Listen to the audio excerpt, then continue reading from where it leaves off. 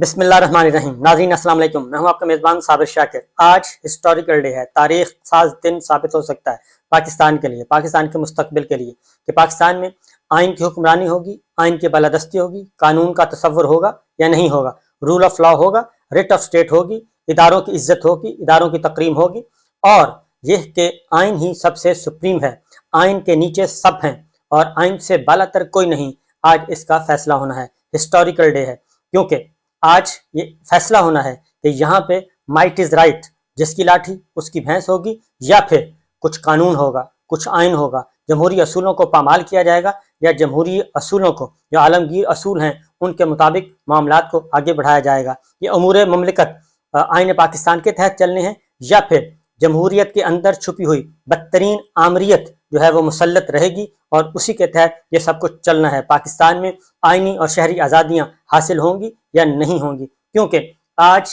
Chief justice of Pakistan Umar Ata Bandial صاحب، justice اعجاز الحسن صاحب، justice منیب اختر صاحب ایک اہم ترین مقدمے کا دوبارہ سے فیصلہ کریں گے، سماعت کریں گے، اور تمام تر دھمکیوں کے باوجود اب تک جتنی دھمکیاں دی گئیں، جتنی برائبس آفر کی گئیں، عہدوں کی پیشکش کی گئی، وہ سب کی سب مسترد ہو چکی ہیں، دھمکیاں مسترد ہو چکی ہیں، اور chief justice of Pakistan Umar Ata Bandial صاحب اپنی ٹیم کے ساتھ ڈٹے ہوئے ہیں کہ وہ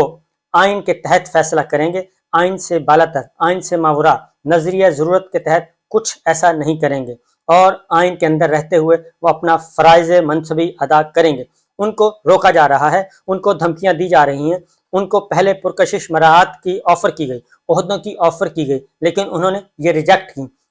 لیکن اس وقت طاقتور حلقے، chief of army staff, G H Q, military establishment, وہ کیا سوچ رہی ہے؟ کیا وہ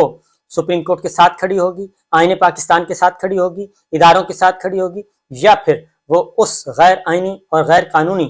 ٹولے کے ساتھ کھڑی ہوگی جو یہ چاہتا ہے کہ پاکستان میں نہ ہی آئین ہو، نہ قانون ہو، نہ جمہوریت ہو، نہ اداروں کی بالادستی ہو، اور نہ الیکشن ہو، اور الیکشن کے بغیر ان کا اقتدار جاری و ساری رہے۔ یہ فیصلہ کن موڑ ہے ہماری ملٹری لیڈرشپ پہ، ہماری اسٹیبلشمنٹ پہ، کیونکہ اسٹیبلشمنٹ کا بھی اتنا ہی اسٹیکس ہیں پاکستان میں جتنے کہ کسی عام شہری کے۔ اس وقت پچھلے رجیم چینج کے بعد جو کچھ اس ملک کے ساتھ کھلواڑ کھیلا گیا وہ ہمارے سامنے ہے۔ اب میں ذرا تھوڑا سا ہو کیا رہا ہے، اس لیے کہ بہت دونوں طرف سے بہت طاقت استعمال کی جا رہی ہے، زور آزمائی کی جا رہی ہے، اور وزیر اعظم پاکستان، وزیر اعظم آفس، وزیر اعظم کا عہدہ،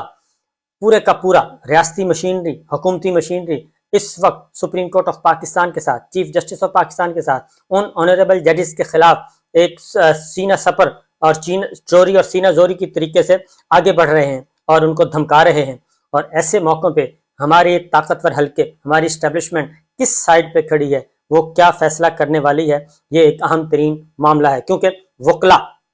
آپ کو تھوڑی سی ایک دو انفارمیشن آپ کے ساتھ شیئر کروں گا۔ وکلا اس وقت میدان میں آ چکے ہیں، چودھری اعتزاز احسن صاحب، سردار لطیف کوسر صاحب، حامد خان صاحب، سپریم کورٹ بار ایسوسی ایشن، لاہور ہائی کورٹ بار ایسوسی ایشن، پاکستان بار کونسل، اور ملک بھر کی درجنوں، بیسیوں، بلکہ 100 سے زیادہ جو بار کونسلز ہیں، بار ایسوسی ایشنز ہیں، وہ چیف جسٹس آف پاکستان کے ساتھ کھڑی ہو چکی ہیں، سپریم کورٹ آف پاکستان کے ساتھ کھڑی ہو چکی ہیں، کیونکہ ان کو دھمکایا جا رہا ہے کہ ہم آپ کے خلاف ریفرنس بھیجیں گے، ہم آپ کو معطل کر دیں گے، ہم آپ کو کام کرنے سے روک دیں گے، اور سپریم کورٹ کے اندر ایک ڈویژن پیدا کرنے کی کوشش، ایک لڑائی پیدا کرنے کی کوشش کی جا رہی ہے، کیونکہ یہ ٹولہ ماضی میں بھی یہ کام کر چکا ہے، ماضی میں یہ چیف جسٹس آف پاکستان کے خلاف یہ حملہ آور ہو چکا ہے، سپریم کورٹ پر حملہ آور ہو چکا ہے، چیف جسٹس آف پاکستان کو بھاگنے پہ مجبور کر چکا ہے۔ میں ذرا اس وقت مخاطب ہوں ہماری ملٹری اسٹیبلشمنٹ کے ساتھ، ہمارے طاقتور حلقوں کے ساتھ، کیونکہ انہوں نے بڑھنا ہے آپ کی طرف۔ یہ نواز شریف صاحب ہیں، نواز شریف صاحب، شریف فیملی، جس کو پالا پوسا اسٹیبلشمنٹ نے ہے، پالا پوسا اسٹیبلشمنٹ نے ان کو کھڑا کیا ہے، ان کو تراشا کیا ہے، ان کو اس بت کو طاقتور بنانے میں ہماری اسٹیبلشمنٹ کا 99% رول ہے، 99% رول اس طاقتور بت کو کھڑا کرنے میں، کیونکہ وجہ یہ ہے کہ کفر و اسلام کی جنگ چھڑ گئی تھی جب پاکستان پیپلز پارٹی 1988 میں محترمہ بے نظیر بھٹو آئیں، ضیاء الحق صاحب کو سامنا تھا ایک پاکستان پیپلز پارٹی سے، لیکن وہ دنیا میں نہیں رہے، اور محترمہ بے نظیر بھٹو انہی کی زندگی میں لینڈ کر چکی تھی، اور اس کو کرش کرنے کے لیے 11 سال ضیاء الحق صاحب نے لگائے، لیکن پاکستان پیپلز پارٹی کرش نہیں ہو سکی۔ محترمہ بے نظیر بھٹو نے لینڈ کیا، اس وقت وزیر اعظم سندھ سے محمد خان جنیجو تھے، انہوں نے محترمہ بے نظیر بھٹو کو ویلکم کیا، جمہوری آزادیوں کا اعلان کیا۔ ضیاء الحق صاحب کو یہ بات پسند نہیں تھی، لیکن ضیاء الحق صاحب نے اسی وجہ سے محمد خان جنیجو صاحب کو برطرف کر دیا تھا، اسمبلیاں توڑ دی تھیں اور ان کو برطرف کر دیا تھا۔ لیکن الیکشن سے پہلے جنرل ضیاء صاحب خود ایک بہت بڑے سازشی حادثے کا شکار ہو گئے اور محترمہ بینظیر بھٹو وزیر اعظم بنی، اور جب منتخب ہو گئی، پارٹی ان کی جیت گئی، ان کا راستہ بھی روکنے کی کوشش کی گئی، کفر و اسلام کی جنگ چھیڑی گئی اور محترمہ بینظیر بھٹو کو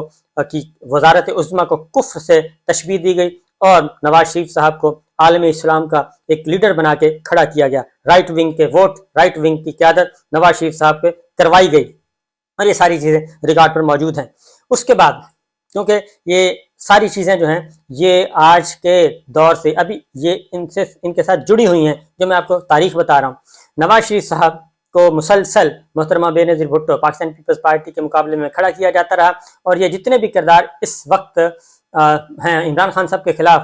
پاکستان پیپلز پارٹی کے علاوہ، یہ سب کے سب پاکستان پیپلز پارٹی کے خلاف تھے، اور آج یہ پی ڈی ایم اور پاکستان پیپلز پارٹی کا اتحاد، یہ اس وقت حکمران جماعت ہے، یہ سارے کے سارے کردار یہی تھے۔ عمران خان صاحب ایک نئے کریکٹر آئے ہیں،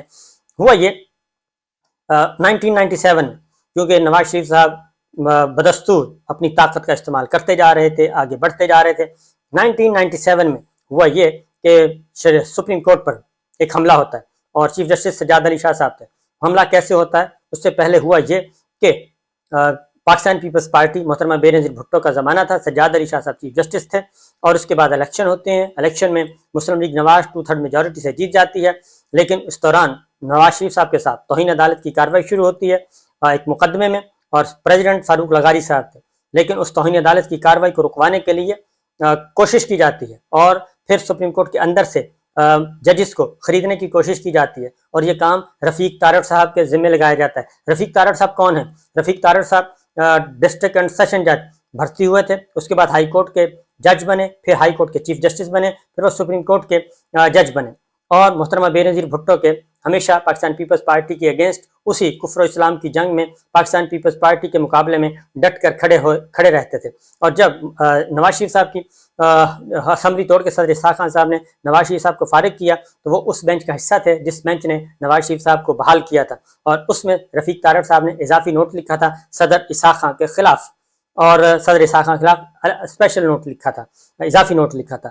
کیونکہ وہ بحال ہو گئے تھے، اور سجاد علی شاہ نے ان کی بحالی کی مخالفت کی تھی۔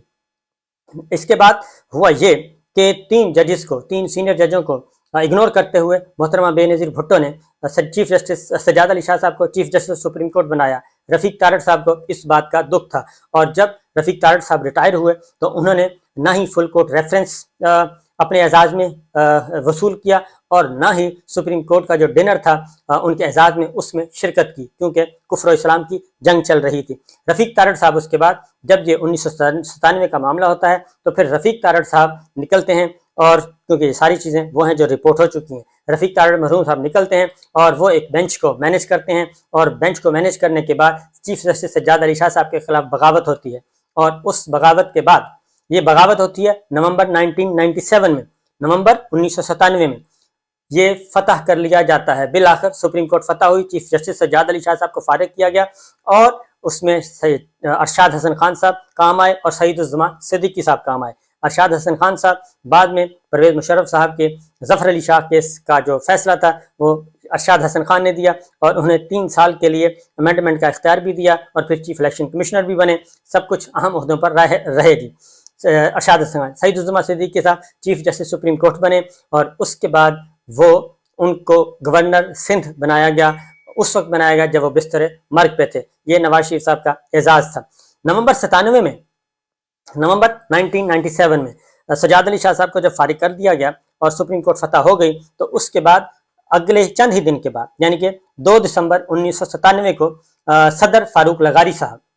2 دسمبر 1997 کو صدر فاروق لغاری صاحب بھی اپنے عہدے سے الگ ہو گئے، کیونکہ اس کے بعد ایک امینڈمنٹ کی گئی اور آئینی ترامیم کی گئی، اور آئینی ترامیم میں اہم ترین اختیارات جو ہیں وہ صدر مملکت سے لے لیے گئے، اور فاروق لغاری صاحب کے یہ بھی الزام تھا کہ وہ چیف جسٹس سجاد علی شاہ صاحب کو سپورٹ کر رہے ہیں۔ چیف جسٹس سجاد علی شاہ صاحب نے ایک بات نوٹ کر لیجئے گا، چیف جسٹس سجاد علی شاہ صاحب نے اس وقت کے آرمی چیف جنرل جہانگیر کرامت کو خط لکھا کہ مجھے سیکورٹی پرووائڈ کی جائے، اور سیکورٹی پرووائڈ کر کے میری حفاظت کی جائے۔ سیکرٹری ڈیفنس کو انہوں نے مارک کیا، اور اس کے بعد وہ خط جو ہے وہ ردی کی ٹوکری میں چلا